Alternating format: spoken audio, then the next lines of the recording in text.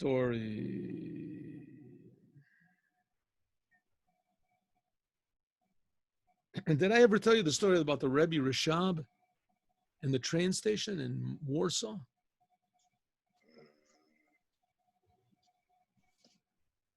Did I tell you about this story? Does this anything to do with moil? What? Does this have anything to do with a moil? Was a moil in the story? No, I can put one in if you want, but Okay, no. No, it doesn't have anything to do with it. All right, ready?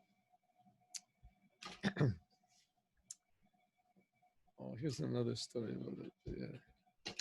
I just remembered another story.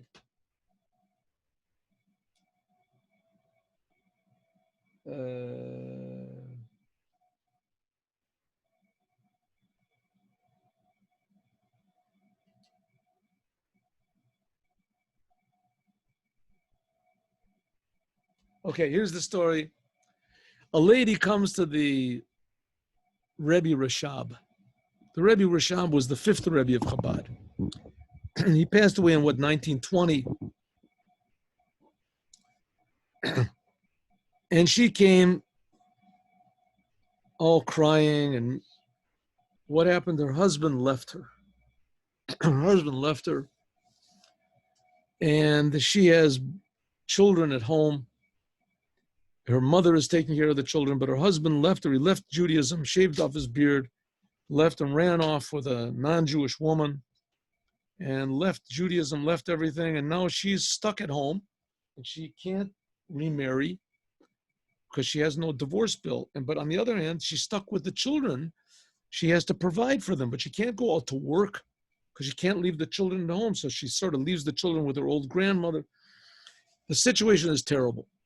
She's asking the Rebbe Rashab, Rabbi Shalom Dovber, to help her to find her husband, that he'll give her a bill of divorce, or maybe he's dead, to find out what's happening so that she can remarry, she can start life again. So the Rebbe Rashab puts his head down and he says, if you want to see your husband, you have to go to Prague. I think it's Prague anyway. Prague, Warsaw.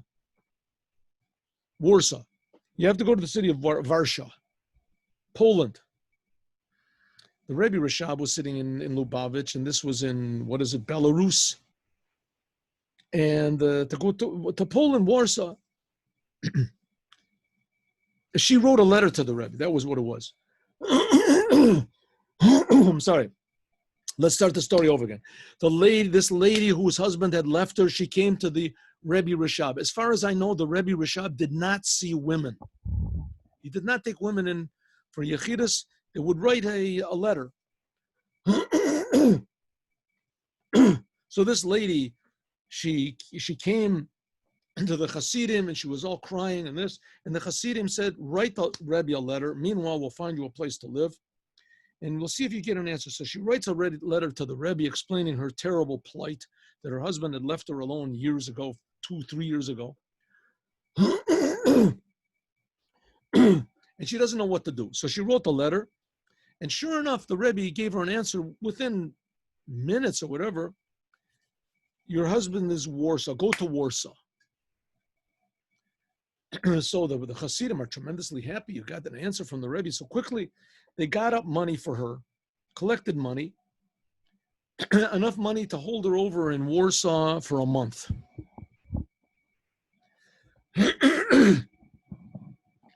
And they even gave her an address of a little hotel, whatever, where there was a Jewish owner. She could go there. She would be safe.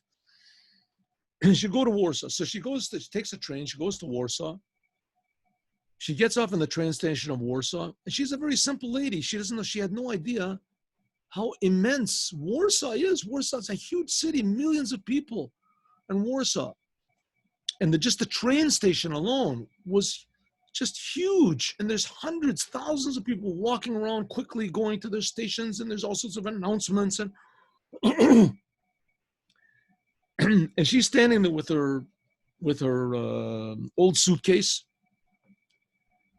And she realizes suddenly the enormity of what she's into, and she doesn't know where to go. She doesn't know where to walk. She doesn't know which direction. Even though that they gave her directions to this place, this hotel, but she doesn't know how to speak Polish.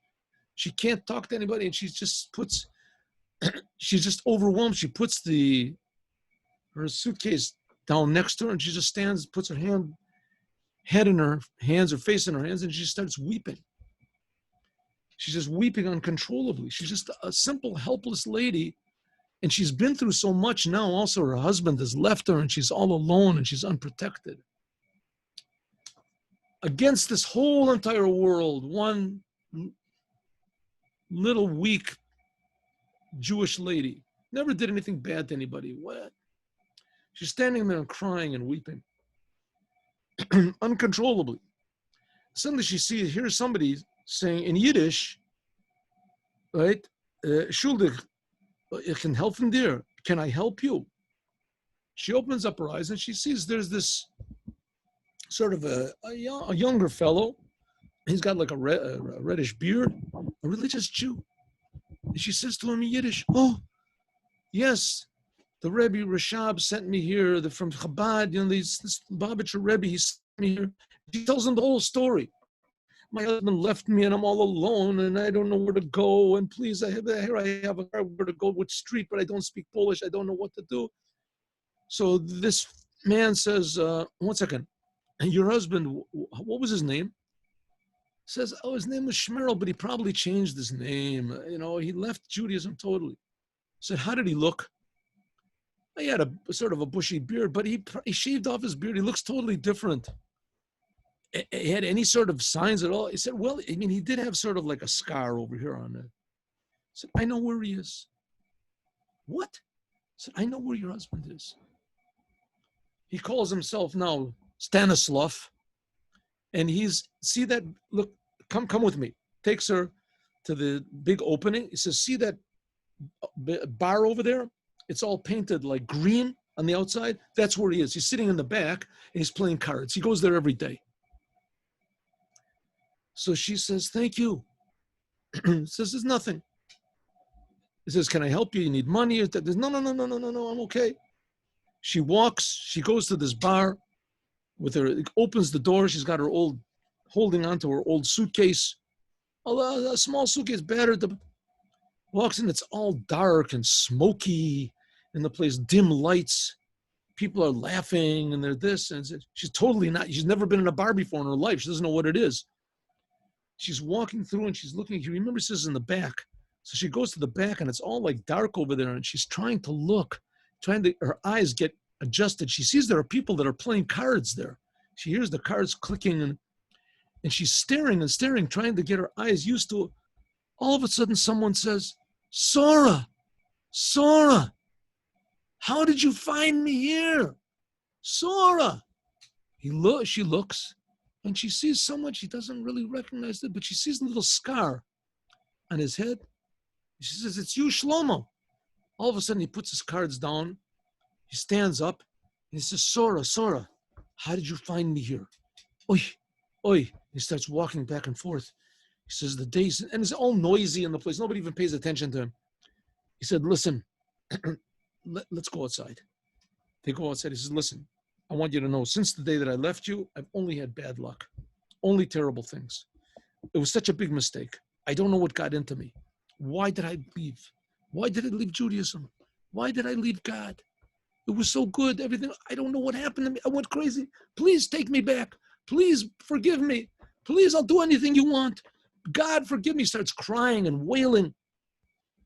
So she sees that he's genuinely serious. So she says to him, listen, you're really serious? He says, yeah. He says, okay, I'm going to take the next train. But I want you to give me a divorce bill. She says, no, no divorce. I don't want a divorce. If it doesn't work, I'll give you anything you want. Please, let's go back. So she says, okay. So they go to the train station and they go back to the city where they lived. I don't know, Advatsk or something. They went back to this city where she used to live. And he goes to the rabbi of the city and he's crying and this and then, and sure enough, he becomes a Baal Tshuva. He grows back his beard. He goes to Torah mitzvahs. and everything is just like it was before. Well, a big miracle. So she goes back to the Rebbe Rishab. She says, after everything sort of calms down, it takes about a year, and her husband's already back, and he's doing Torah mitzvahs, and she thinks to herself, wow, I owe this Lubavitcher Rebbe, I owe him a big thanks. And so she tells her husband what it was.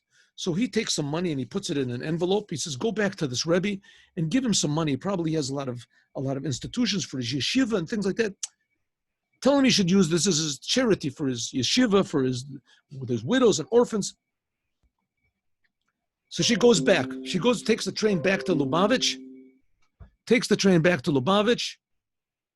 and she goes again to the Rebbe's shul, to this. And again, the Rebbe's not seeing people. The Rebbe doesn't see women. So she says to the Chassidim say, listen, what you can do is you can wait here when the Rebbe comes out of his room. He comes out of his room, so you can give him the money and just say thank you. Right? She wrote a letter. There was a letter inside of this. Thank you. You saved my life. You can just hand him the letter. And if he doesn't take the letter, then one of his helpers will take the letter and give it to him later. He says, that's a good idea. So she's standing by the door, and people are waiting by the door. And the door opens up. The Rebbe comes out. She takes one look at the Rebbe, and she faints. She passes out. So the Rebbe just doesn't really get excited about it. He walks on. And the other Chassidim, they come and they help her, right? And there's the women there, the women that are there, they help her, they lift her up, give her water, whatever. And they say to her, you got excited, you saw the Rebbe. She said, that was the Rebbe? So they said, yeah, that was the Rebbe, that was Lubavitcher Rebbe. And why did you faint? She said, because that's the man that I saw in the train station in Warsaw. That was him. The same person. So they checked and they found out exactly what was the date and what was the time. And two of the Rebbe's helpers said that really at that time, they corresponded. At that time, they said they went into the Rebbe's room to see how the Rebbe was, to ask him if he wanted, and he was just sitting in his chair with his eyes open, and he was looking like at the ceiling, and he was completely oblivious to everything around him, to the point where they left the room. So they said it must have been that somehow or other, the Rebbe was in two places at one time. He was in his room, and at the same time, he was in the train station in Warsaw helping this lady out. And that shows that the Rebbes physically are above time and space, and within time and space at the same time. Have a good day, everyone. Shalom, toda.